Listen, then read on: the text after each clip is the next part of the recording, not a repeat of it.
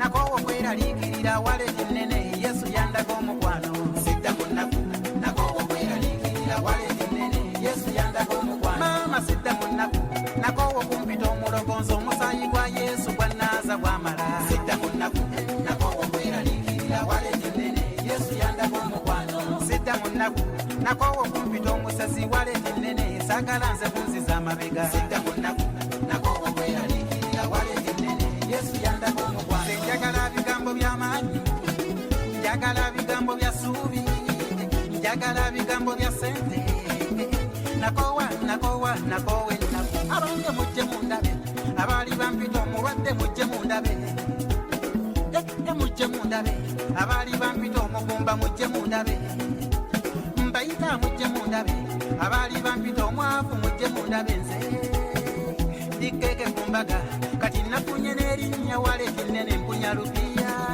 tokwata ku ttama nze bw'olaba nali musibeeko akayinda bawuliriza akayimba kaako sidda mu nnaku nako okweraliikirira waleeta ennene Yesu abadde basale basala egiyita ekipempe ne basuula naye komaawo okusoma asitaatuula n'amasiragani nnyo mu matu abagamba kabootongo kumbe sirimu nolwekyo gwe ate osomyeko kati olubaku ekyo tugamba weebale nze kusoma mu kibi yampa empale yambala ogejjemu nasanyuka kumbe ennene bwetu oyo tekamugaita mbuyisa ena ekola bwetu eyambala negirola negifundikire nekola omukira nembambala emyezi 8 mwenyimbira mwekubire ngalabi mu kyaki bwebyera empeki nenvumbira omwo naye Yesu era empale gyansangamu enali mpona sirire empale yagwa abantu ne badduka bemuzze Yesu nakonya kuwonya okusalawo kuli gy'oli oba oli musiraamu oba oli mulokole kubanga nze nali musamize ate nga nembakatoliki ngenda nga nsaba mu kyaki era nga nembasiraamu natola shaado nensiramuka nensaala nga n'okusaala nkumanyi bayibuli mu masabo gyeziri temulowooza nti olwokuba mulina bayibuli muli batuukirivu nnyo obutuukirivu bubeera mu mutima obutuukirivu buli mu mutima Mukama Katonda ekyakikakasiza ddala mu Ebulaniya 10 olunnyo lw'15 n'olunnyo lw'16 akakasa ne bamalayika ne Mwoyo Mutukuvu nti ensi yonna n'emateeka ge gonna gali mu mutima gw'omunda tokwatibwanga ekigemo ne weerabira Yesu we yakujja mu bulumi mboze ku mulembe sitaani takema notandika okuvuma oyo yakujja ku kkubo ogudde mu lukonko nze abantu mbalabye Katonda bw'aba tannakujjukira tebakuyita ddiya tebaagala nnaku tebaagala kukyafu wala tebakuuta nsiro baagala kiwedde nze abantu mbalabye bw'obeera tonnafumbirwa tebakusaba mbaga bw'omala ofuna agula enkoko n'akugulira engatta akukubya ekisigo nga bakusaba obufumbo lyakusanga olaba ng'akugamba kankukwatireko ng'osala ekkubo nga yeeyinza akuyamba mugambe lirabe nze gw'olaba nali musibeeko akati ndaba bwakunyiiza ajjayo oluzungu omugambe sorry beti kamas always it bonis muyimbira akayimba maama sidda mu nnaku nako okweraliikirira waleeta ennene Yesu yandaga omukwano abange sidda mu nnaku nako okweraliikirira waleeta ennene Yesu yandaga omukwano sidda mu nnaku nako okweraliikirira waleeta ennene Yesu yandaga omukwano maama sidda mu nnaku Kristi Namakula Kumbolo mwagadde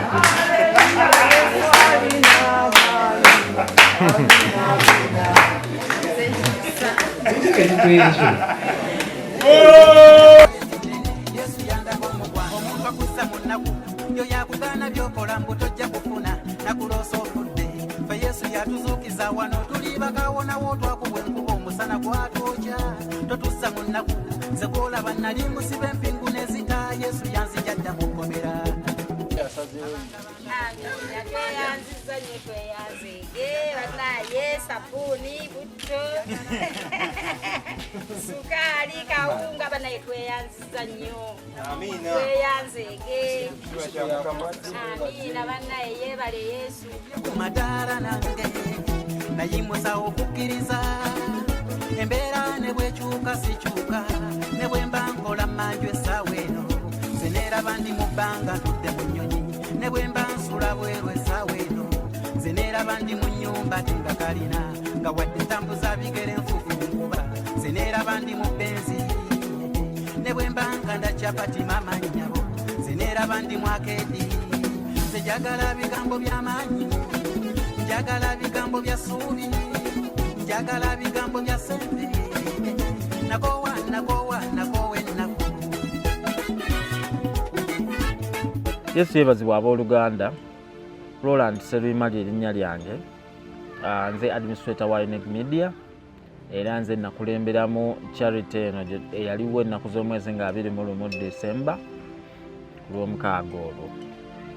Njagala okutuusa okwebaza kwange eri abantu ssekinnoomu wamu n'ebitongole eby'enjawulo mwenna abaatukwatirako mu ngeri ezitali zimu. Okusookera ddala njagala okwebaza aba Joy Laundry Bar Soap be baatuwa sabbuuni nga bwe baamutuwa. Njagala okwebaza abantu abo abaasigala nga tebamanyiddwa. Nina abantu abansaba ne baŋŋamba nti ffe totwogerako naye obuyambi bwaffe tubuweereza. Njagala okubeebaza. Njagala okwebaza abantu ab'enjawulo okuva mu nsi za European countries. Njagala okwebaza abantu okuva mu nsi za Buwalabu.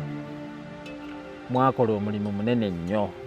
Nabeeranga awo WhatsApp yange nesinikira akameseji nti njagala kusindika ssente zange bwe ziti, njagala kuliisaayo abantu bwe bati, njagala kukola kino, njagala kwongerako kino, nti gundi yammeka, charity yammeka, nti bwe kiti muzongereko, mujja kwongerako wano. Mbeebaza bannange, omulimu gwe mwakola temugumanyi muwendo. Mwasobola okulaga abantu nti Unique Media erina family ennene okuva mu nsi ez'enjawulo. Njagala okwebaza abantu abo besaafuna mukisa kumanya kubanga nabeeranga awo essimu yange ngezeeko ssente nga simanyi gye zivudde, oli takubye, tayogedde naye nga ssente zizze. Njagala okubategeeza nti tusiima era twasiima omulimu gwe mwakola. Waliwo abantu abo abaaweerezanga amagezi, tebaawa bintu, tebaawa ssente naye baatuwanga amagezi ku ngeri butya bwe tuyinza okutambuza charity eno neesobola okuvaayo ng'abantu basanyufu ng'eri successful. Nammwe mbeebaza. Era waliwo n'abantu abo ab'enjawulo abaatuteeka mu ssaala ne mutusabira ne musaba charity eno esobole okukola impact, esobole okutuusa omulamwa gwayo omutuufu ereme kuva ku mulamwa.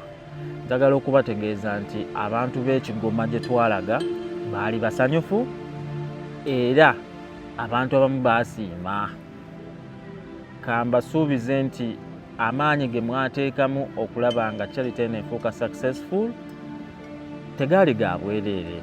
Kyemmanyi Yesu Kristo alaba amaanyi ge mwateekamu era nsaba awa omukisa emirimu gy'emikono gyammwe. We mwajja abaddizeewo obuntu bulamu. Njagala mu ngeri y'enjawulo okwebaza aba Goshen Prayer Center Ministries Kawoko Kigoma. Eyo nno ye kkanisa eyatuyambako gye twakwatagana nayo mu kitundu okukakasa nti tufuna abantu abo ab'enjawulo. Njagala okwebaza Sidda Munaku Foundation. Abo nno Sidda Munaku Foundation ne aba Gospel Prayer Center Ministries Kawoko Kigoma. Be bantu abo be twakwatagana nabo okukakasa nti batufunira abantu abo abaali bali mu bwetaavu ne tusobola okubatuusaako obuyambi. Mmwe kennyini abalabi ba Unique Media bwe mwawa n'ebitongole eby'enjawulo ebyali bikyagala kwogerwako naye nga byakola omulimu ogw'amaanyi. Njagala okubeebaza. Njagala era munzikirize neebaze Josh Tech kubanga yali naffe ku lunaku olwo. Njagala neebaze Brother Jeremiah yali naffe ku lunaku olwo. Njagala neebaze Pastor Kawoki Sidda Munaku. Bannange, abantu abo baakola omulimu ogw'amaanyi. Tetulina gwe twawa ssente, tetulina gwe twasasula transport, tetulina gwe twasasula ki, naye baatusobola okukakasa nti babeerawo kwolwo olunaku ne batuyambira ddala. Buli kimu ekyetaagisa maani power ne bagiteekamu, buli kimu ekyetaagisa ne bakikola. Njagala okubeebaza. era Omukama abawa omukisa. Njagala okwebaza mu ngeri y'enjawulo ttiimu ya Unique Media gye nkulembera gye twajja nayo ku olwo gye twabeeranga eno mu bisenge nga tuteekateeka be bannyambako okugenda okukola shopping, be bannyambako okukakasa nti ebintu bye tubigabanya nga bwe mubiraba, be bannyambako okukakasa nti manpower yeetaagisa waali ku olwo, be bannyambako okukwasaganyanga saidi ya Unique Media ne saidi eri abantu gye tugenda ku kkanisa ya Goshen Prayer Ministries, Goshen Prayer Center Ministries, Kawoko Kigoma. Bantu ba Katonda, omulimu gwe mwakola gwa maanyi, temugumanyi muwendo, temumanyi bulamu bw'abantu bwe mwakyusa, temumanyi bulamu bw'abantu bwe mwakyusa, ebiwundu bingi bye mwaziba ku olwo. Njagala nno okubasaba mu buufu obwo omwaka guno gwe tugenda okutandika, tujja kubanga tukola charities zino mu biseera bwe tunaabeeranga tubagambidde, era mbasaba omutima ogwo ogwagala Katonda n'ebikolwa bye ne mutakoma kumwagala mu mutima naye ne mu bikolwa, gugendere ddala mu maaso. Omuntu yenna ayagala okubajja ku mulamwa oyo akujja ku mulamwa gw'Obwakatonda ne kabeere nze, kabeere Unique Media, kabeere ani, tokikkirizanga okubaawo kubanga kati oyize okimanyi ku bantu njawulo boolabye ku Unique Media, okimanyi bulungi kiki ekiteekeddwa okubeera, kiki eky'Obwakatonda n'ekitali kya Bwakatonda. Njagala okubeebaza nnyo nnyini ddala okuva ku ntobo y'omutima gwange n'okukiikirira Unique Media ntuuse okwebaza kwaffe eri mmwe abalabi baffe. Mwatukola obulungi obutagambika. Abantu abalala babeera eyo munnange ne bakola ki, ne basaba ebintu bino ne bitatuukirira olwokubanga waliwo ekibuzeewo, naye mmwe mwatulaze nti kisoboka ne mutuzzaamu amaanyi, era mbakakasa nti tugenda kukolera ddala n'amaanyi, tugenda kuteeramu ddala buli kimu ekyetaagisa okukakasa nti obubaka bwe tuweereza bubatuukako, era bwe bufunanga